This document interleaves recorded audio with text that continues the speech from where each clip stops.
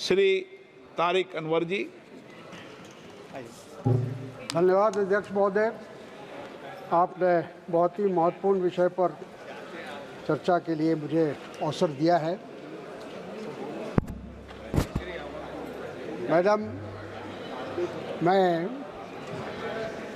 सदन के माध्यम से अपने कटिहार क्षेत्र संसदीय क्षेत्र के लोगों को भी धन्यवाद देना चाहता हूं कि उन्होंने छठी बार मुझे ये अवसर दिया और यहाँ उनका प्रतिनिधित्व करने का मौका दिया है।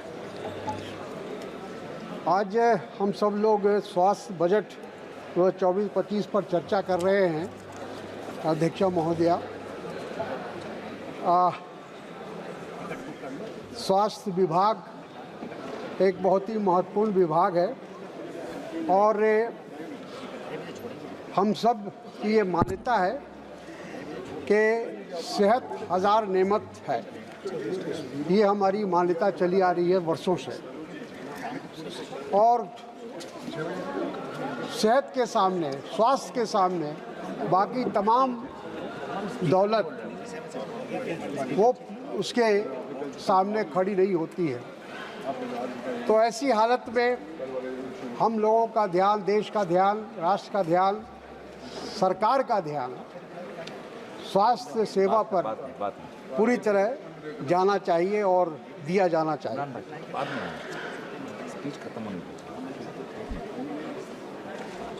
हमें ये देखना होगा कि जो इस क्षेत्र में ध्यान देने की बात मैंने कही है, उस पे सरकार का क्या दृष्टिकोण है और क्या उन्होंने अभी तक अनुकूल योजनाएं बनाई हैं जिससे हमारे देश के स्वास्थ्य की स्थिति सुधरे।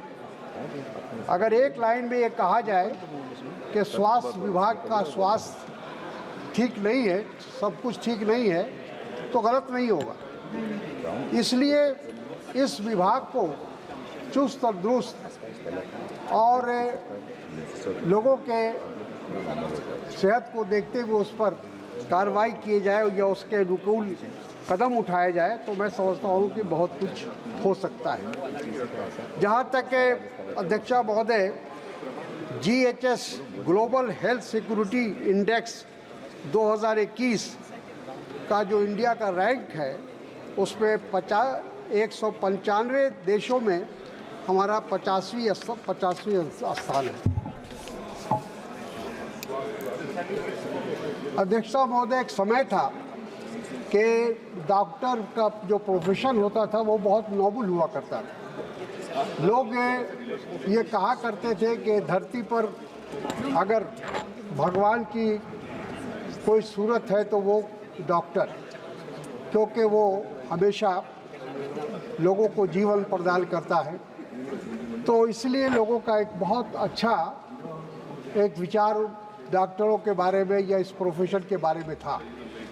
लेकिन आज देखा जाए तो ये प्रोफेशन एक व्यवसाय का रूप ले चुका है और ऐसा लगता है कि एक होड़ है कि कैसे इस माध्यम से अधिक धन कमाया जाए या धन जमा किया जाए।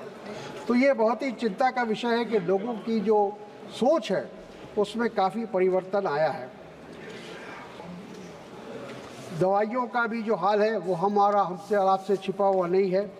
सभी लोग जानते हैं कि आज दवाई, लाइफ सेविंग ड्रग्स कितने महंगे हो गए हैं, जो गरीब आदमी, आम आदमी की पहुंच से कहीं बाहर है। तो उसको भी हमें देखने की आवश्यकता है। भारत आज भी, हमारा देश पूरी तरह से विकसित नहीं है। हम प्रयास कर रहे हैं, एक विकसित देश बनने की कोशिश कर रहे हैं। आज इंडिया का जो हंगर इंडेक्स है वो बहुत ही चिंता का विषय है कि हम 125 देशों में 111वां हमारा स्थान है। वैसे हालत में मेडिकल सुविधाएं लोगों तक पहुंचाना ये अपने आप में बहुत बड़ा काम है, बहुत बड़ी ज़रूरत है। अध्यक्षता महोदय, कोविड-19 महामारी के प्रभाव से ने सार्वभौमिक स्वास्थ्य सेवा पर ध्यान केंद्रित करने की आवश्यकता को उजागर किया है, क्योंकि हमने उस वक्त देखा जब ये कोविड का प्रकोप हमारे देश में आया तो किस तरह से हमें महसूस हुआ कि इंफ्रास्ट्रक्चर जो हमारे स्वास्थ्य का होना चाहिए था वो नहीं था, और जिस कारणवश बहुत सारे लोगों की मृत्यु हुई, जाने गई। हम लोगों ने हालांकि कोशिश की कि जो मृत्यु लोगों की जो संख्या है उसको घटाने की या उस पर पर्दा डालने का भी प्रयास हुआ, लेकिन दुनिया के तमाम लोग अच्छी तरह इस बात को जानते हैं कि हमारे यहाँ कितनी कैजुअल्टीज़ हुई थी उस समय। न्यूयॉर्क टाइम्स जैसे अखबारों ने कि तमाम जो हमारी जो मौतें हुई थी उसके बारे में बहुत विस्तार से आर्टिकल छापा था, और जिसका ये हुआ, उसका असर ये हुआ कि पूरी दुनिया में जो भारत के बारे में एक राय थी उस पर एक प्रश्न चिन्ह लगा कि हम अपने लोगों के स्वास्थ्य और उनके जान की सुरक्षा करने में पूरी तरह सफल नहीं हो पाए। अध्यक्ष महोदय, मैं बिहार से आता हूँ, हमारे नड्डा जी नहीं है, इनका भी बिहार से ताल्लुक़ रहा है। तो बिहार जैसे राज्य जहाँ से हम चुनकर आते हैं कि स्वास्थ्य व्यवस्था की स्थिति बहुत ही दयनीय है। आज हम लोग अगर देखते हैं वहाँ के संसद सदस्य होने के हैसियत से हमारे तमाम जो अलग अलग दलों में हैं उनको भी ये परेशानी झेलनी पड़ती है कि तमाम बिहार के जो मरीज़ हैं वो दिल्ली आते हैं, एम्स में एडमिशन चाहते हैं। आज जो हम लोगों का जो संसद सदस्य है उनका सबसे जो महत्वपूर्ण कार्य है या जिम्मेदारी है वो ये है कि जो मरीज़ बिहार से आते हैं या दूसरे राज्यों से आते हैं उनका एडमिशन एम्स में हो जाए। एम्स के बारे में जो उसका एक इमेज है वो इंटैक्ट है, और लोगों को एक विश्वास है कि अगर एम्स में हमारा इलाज हो जाएगा तो हम स्वस्थ हो जाएंगे, हम ठीक हो जाएंगे। और इसीलिए लोगों का अधिक से अधिक, और बिहार से लोगों के आने की जो संख्या है, क्योंकि बिहार में पर्याप्त जो स्वास्थ्य सेवा है वो नहीं है, और हम अगर देखें ज़मीनी स्तर पर भी जो स्वास्थ्य केंद्र होते हैं, जिला मुख्यालय में जो अस्पताल है और जो रेफरल हॉस्पिटल्स हैं उनकी सेवाएं या उनका जो रख रखाव है वो ठीक नहीं है अध्यक्ष महोदय, और लोगों को विश्वास नहीं होता है, लोगों का इलाज वहाँ नहीं हो पाता है ठीक ढंग से, तो वो सीधे दिल्ली आकर एम्स में एडमिशन कराते हैं। वहाँ से भी लोग रिफ़र कर देते हैं कि आप एम्स में जाइए, वहाँ आपका इलाज हो जाएगा। महोदय, पिछले 10 वर्षों से देश इस उम्मीद में बैठा है कि भारत तेज़ी से आर्थिक विकास करेगा और हमारी कोषीय क्षमता बढ़ेगी, और जिससे सरकार स्वास्थ्य पर अधिक खर्च करने के लिए तैयार हो, ऐसा लोगों का अनुमान था। लेकिन देश की अर्थव्यवस्था की मौजूदा स्थिति के कारण सरकार के राजस्व पर प्रतिकूल प्रभाव पड़ा है। इन सब के बावजूद ये आशा की जा रही थी कि ये बजट सार्वजनिक स्वास्थ्य वित्त पोषण में मौजूदा अंतर को भरने का कार्य करेगी और संयुक्त राष्ट्र के जो SDG को पर्याप्त करने की दिशा में सही कदम उठाएगा, ऐसा हम लोगों ने सोचा था, जिसका उद्देश्य सभी आयु में सभी के लिए स्वास्थ्य जीवन सुनिश्चित करना और कल्याण को बढ़ावा देना है।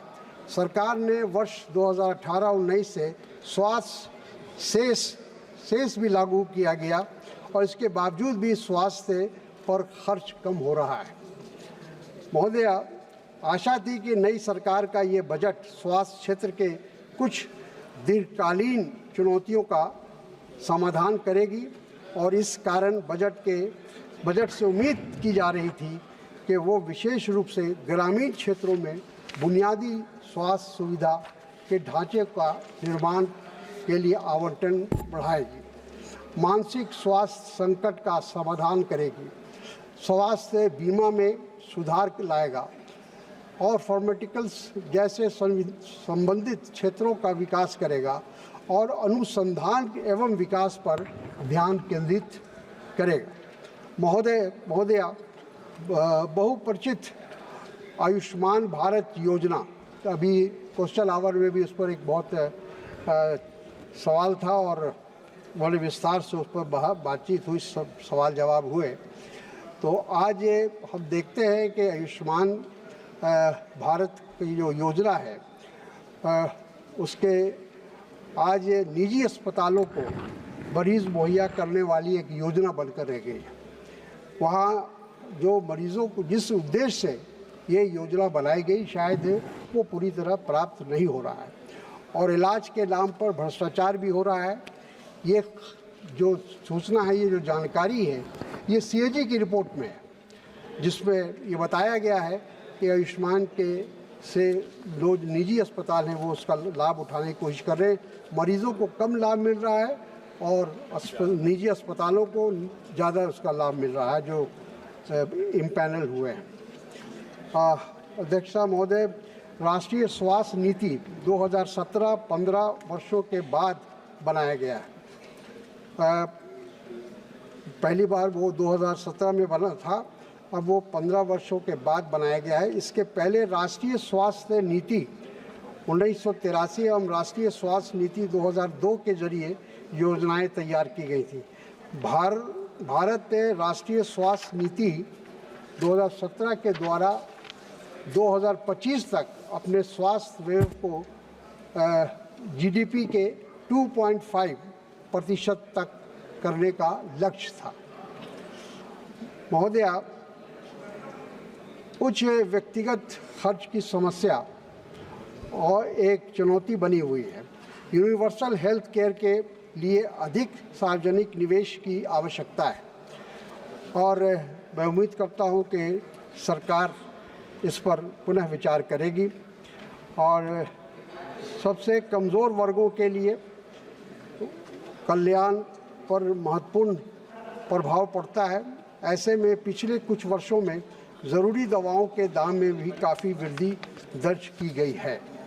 इसको भी सरकार को देखना होगा कि दवाएं अगर उनका दाम सही ढंग से नहीं रखा जाएगा या कम नहीं रखा जाएगा तो वो आम आदमी की पहुंच से बाहर है।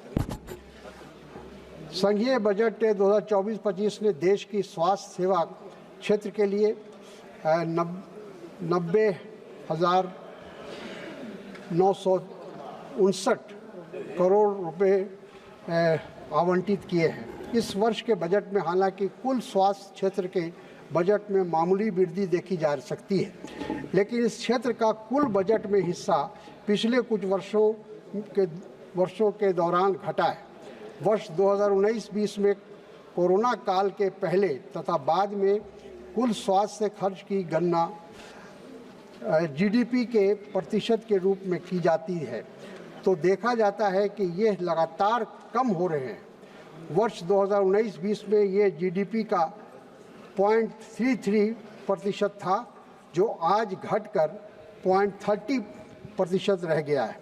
वर्ष 2019-20 में कोरोना काल के पहले तथा बाद में कुल स्वास्थ्य खर्च का गणना कुल बजट के प्रतिशत के रूप में की जाती है तो देखा जाता है सभापति महोदया कि ये लगातार कम हो रहे हैं। वर्ष 19-20 में यह 2.5% था जो आज घटकर 2% रह गया है। तो यह सब चिंता का विषय है। संसद की अस्थाई समिति ने अपने 143वें अस्थाई समिति ने अपने 143वें रिपोर्ट में उल्लेख किया गया है कि बजट आवंटन की सरकार की जो प्रवृत्ति का राष्ट्रीय स्वास्थ्य नीति NHP 2017 द्वारा निर्धारित 2.5 GDP लक्ष्य के साथ कोई मेल नहीं है। स्वास्थ्य क्षेत्र को उचित प्राथमिकता देने की आवश्यकता को उजागर किया गया है। तो मैं इन्हीं और भी समझ मिलता तो कुछ और बातें आपके समक्ष रखता लेकिन आप समय का अभाव है, मैं अपनी बात यहीं समाप्त करता हूँ। इसके लिए बहुत बहुत धन्यवाद।